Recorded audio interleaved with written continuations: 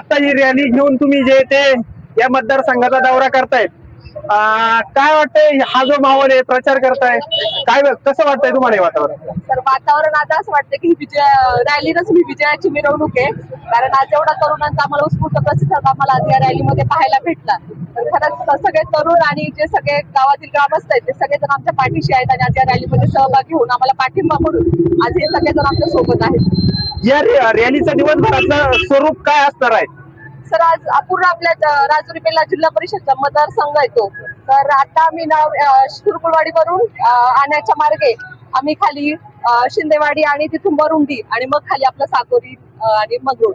Generally जे या मतदारसंघाचा प्रवास करत असताना तुम्हाला काही गावागावात जे मतदार भेटतात त्यांचा रिस्पॉन्स तुम्हाला कसा वाटतोय? रिस्पॉन्स त्यांचा सगळीकच सर असं कोणतंच गाव नाही का तिथं आम्हाला रिस्पॉन्स भेटत नाही. प्रत्येक गावामध्ये अतिशय सुंदर रिस्पॉन्स आम्हाला भेटतोय आणि आज या रॅलीच्या माध्यमातून देखील तुम्ही सुद्धा पाहू शकता की भरपूर असा प्रतिसाद आम्हाला आज सगळ्यांकडून भेटतोय. या रॅलीच्या माध्यमातून राजुरी बेल्ला जिल्हा परिषद गटामध्ये तुम्ही हा प्रवास करताना मतदारांना नेमका काय आव्हान जे ते करताय?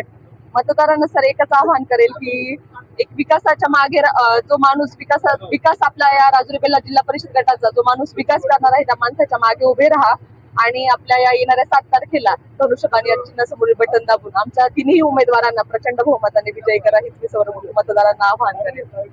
साधारणतः या मतदारसंघामध्ये तुम्ही सातत्याने या मतदारसंघात प्रवास करताय, तर या भागामध्ये जो आहे तो प्रवास करताना शेतकरी तळागाळापर्यंत तुम्ही पोहोचून कशा पद्धतीने जे ते मतदारांपर्यंत पोहोचताय याबद्दल काय सांगा?